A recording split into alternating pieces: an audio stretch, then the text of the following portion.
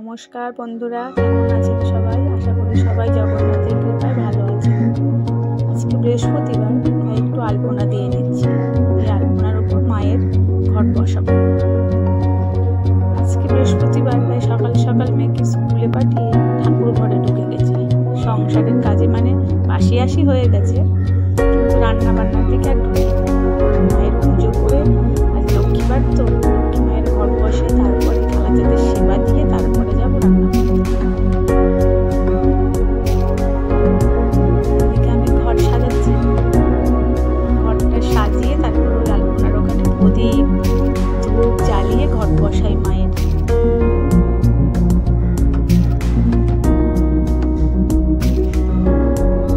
বৃহস্পতিবার দিন একটু দেরি হয় পুজো দিতে, ঘট বসানো থাকে, ঠাকুরের জামা কাপড় পাল্টানোর থাকে, তাই বৃহস্পতিবার দিন চেষ্টা করি সকাল সকাল ঠাকুর ঘরে আসা।